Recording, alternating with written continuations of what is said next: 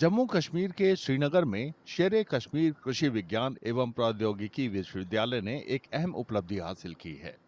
यहाँ शोधकर्ता भारत की पहली जीन संपादित भेड़ तमीम विकसित करने में कामयाब रहे हैं। जीन संपादन एक वैज्ञानिक तकनीक है जो किसी जीवित जीव की आनुवंशिकी में डीएनए अनुक्रम डालकर या उसमें परिवर्तन कर बदलाव लाता है। तमीम विकसित करने वाले शोधकर्ताओं की टीम ने कुछ भेड़ों के भ्रूणों में एक खास जीन डाला, फिर उन्हें प्रयोगशाला में विकसित किया।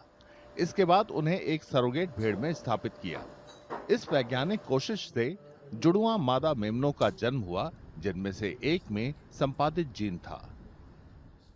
We select some sheep animals and they act as the donors. ठीक है, we do laparoscope assisted flushing in them and collect embryos from them. Those embryos, they are either 1 day, 2 day old, whatever, they are of different stages. We collect them and get them into the lab. After the gene editing machinery is injected into these embryos, these embryos are kept in the incubator, which is over here, and till about 7 days till they reach the blastocyst stage.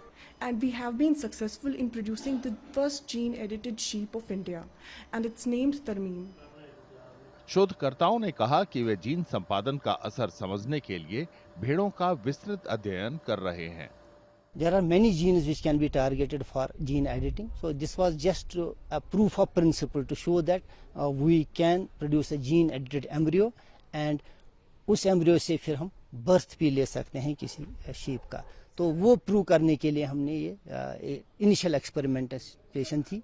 अभी अगर हम देखेंगे it's almost 6 months, अभी 6 महीने की है, तो it's growing. तो अभी इसको हम एनालाइज आगे करेंगे कि इसका बॉडी वेट कितना हो रहा है और जीन एडिटिंग का असर इसमें आ रहा है और किस लेवल तक आ रहा है, तो वो that is yet to be tested.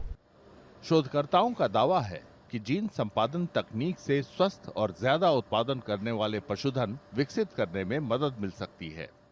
Since we have been able to demonstrate our capability of doing gene editing successfully, and we have been able to produce a live animal, I think this has revolutionized gene editing studies in India, especially in our lab, especially in SCOST-K.